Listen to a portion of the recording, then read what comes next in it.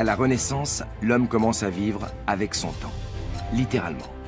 L'horloger allemand Peter Henlein met au point ce que l'on considère comme la première montre, un instrument puissant. C'est une époque faste pour le commerce et la navigation.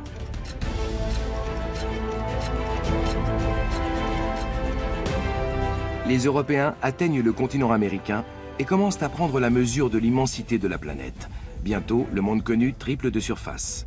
Un empire voit le jour sur lequel le soleil ne se couche jamais. Tout cela grâce aux appareils portatifs de mesure du temps. Les savants peuvent désormais calculer le trajet des astres. Ils découvrent la mécanique des planètes et placent le soleil au cœur de l'univers. L'exploration spatiale n'est plus très loin, du moins en théorie. L'invention de la montre est un fantastique accélérateur de l'histoire.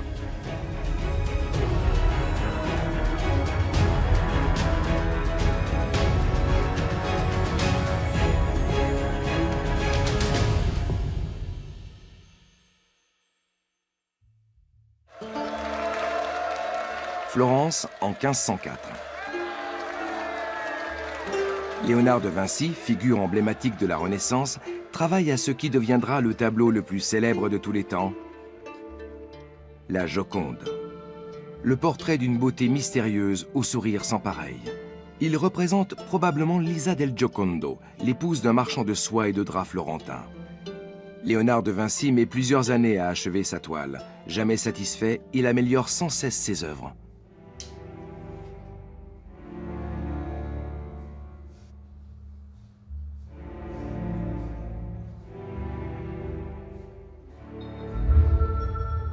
À son sujet, le pape Paul X aurait déclaré « Cet homme n'arrivera jamais à rien ».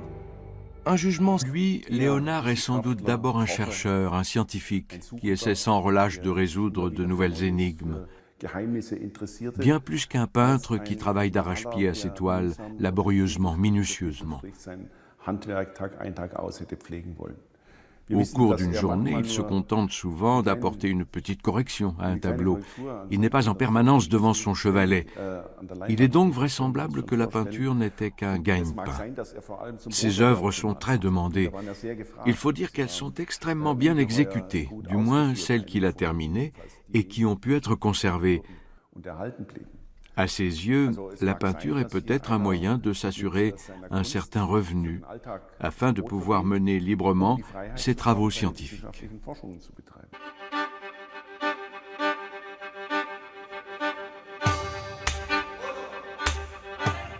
En 1495, Léonard de Vinci est aussi le grand ordonnateur des fêtes et des spectacles chez les Sforza. C'est à ce titre qu'il présente un jour une invention particulièrement spectaculaire.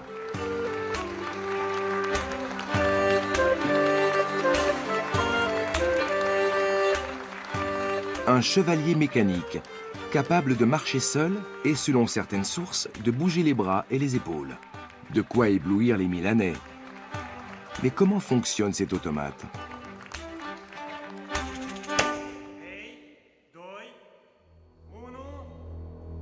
Il cache sous son armure un système complexe composé de 13 poulies et de câbles.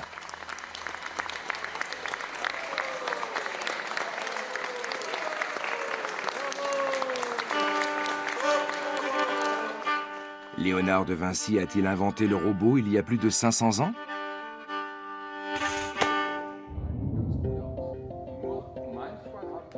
Uwe Schwiegelsohn dirige l'Institut de recherche en robotique de Dortmund.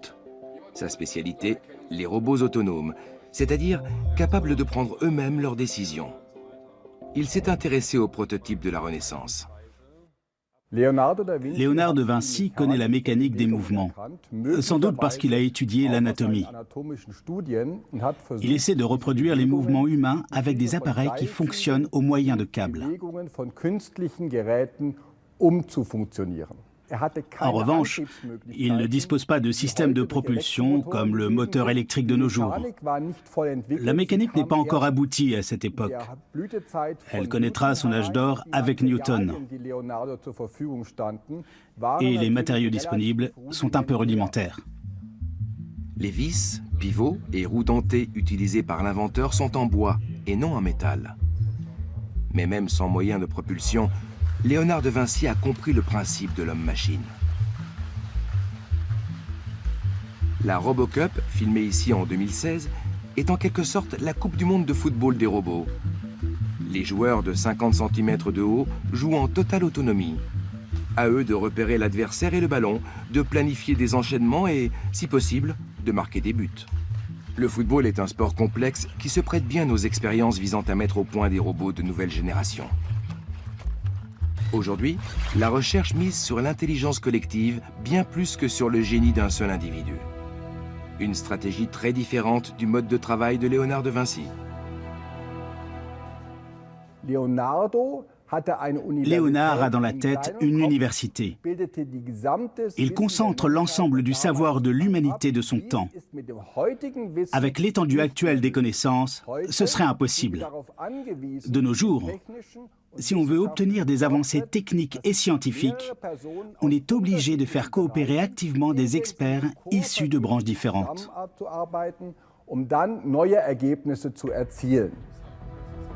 Pour ce type de collaboration interdisciplinaire, encore faut-il que chaque spécialiste maîtrise au moins les bases du domaine de ses partenaires. La robotique fait intervenir des programmeurs, des ingénieurs et des électroniciens, mais aussi des experts de l'anatomie et du mouvement. Les petits footballeurs font partie à ce jour des robots les plus sophistiqués au monde, mais on est encore loin de l'intelligence d'un R2D2. Léonard de Vinci suscite l'émerveillement de ses contemporains, mais aussi la crainte. Sa supériorité intellectuelle intrigue. Comment réussit-il de telles prouesses? Et d'ailleurs, quel est le secret de ces géants de la Renaissance? Selon Joachim Funke, professeur de psychologie à Heidelberg, ce n'est pas dans le fonctionnement ou l'anatomie de leur cerveau qu'il faut chercher la réponse, car il n'y a rien de particulier. En revanche, les stratégies de ces artistes savants méritent toute notre attention. Joachim Funke est expert en créativité et en résolution de problèmes. Sans le savoir, il n'y a pas de créativité. Mais surtout, Léonard est curieux de tout et s'intéresse à un vaste éventail de disciplines. Il est en outre très attentif et observateur. C'est un facteur important du point de vue de la psychologie. Il est certainement poussé aussi par la concurrence, la rivalité avec ses pairs. Et il travaille dans un environnement où il est permis de franchir les limites. C'est l'esprit même de la Renaissance. Au lieu de croire aveuglément, on a la chance de pouvoir apprendre comment fonctionne le monde. C'est une motivation fantastique. La créativité n'est qu'un réagencement de connaissances préexistantes. Autrement dit, l'étincelle créative ne peut enflammer que ce qui existe déjà. Mais ce savoir ne suffit pas. Léonard de Vinci est aussi un anticonformiste toujours prêt à sortir des sentiers battus.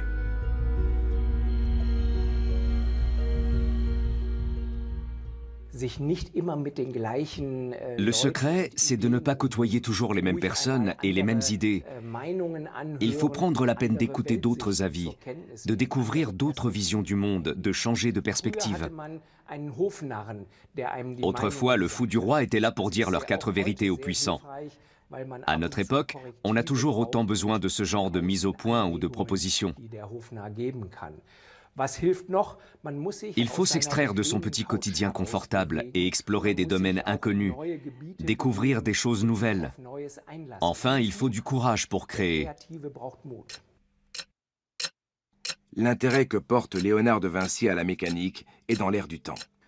Bon nombre des génies de la Renaissance sont comme lui, à la recherche des moteurs qui mettent en mouvement l'homme, la Terre et l'univers.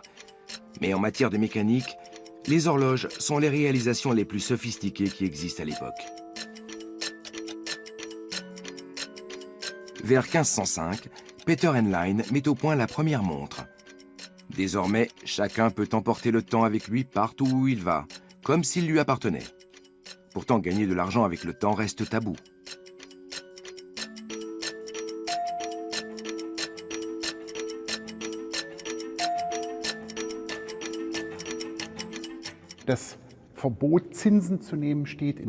La condamnation du prêt à intérêt figure dans la Bible.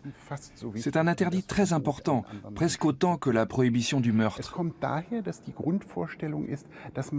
Il découle d'un principe fondamental. Aucun homme n'a le droit de faire des profits avec le temps, puisque le temps appartient à Dieu. À la fin du Moyen Âge, puis à la Renaissance, l'économie acquiert une importance nouvelle et a besoin d'être alimentée en argent frais. Ceux qui ont des liquidités possèdent donc un avantage pour lequel ils veulent être rémunérés. On cherche alors toutes sortes de stratagèmes pour contourner l'interdiction de percevoir des intérêts.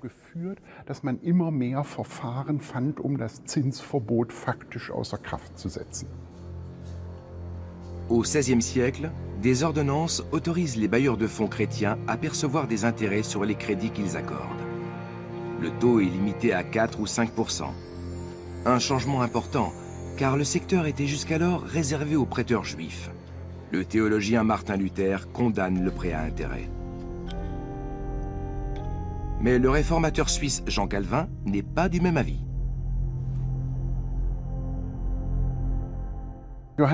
Selon Calvin, mon degré de réussite économique indique que je suis prédestiné au salut, élu en somme, ou au contraire voué à la damnation. Bien sûr, les gens n'attendent pas les bras ballants de savoir s'ils sont élus ou non. Ils se mettent frénétiquement au travail.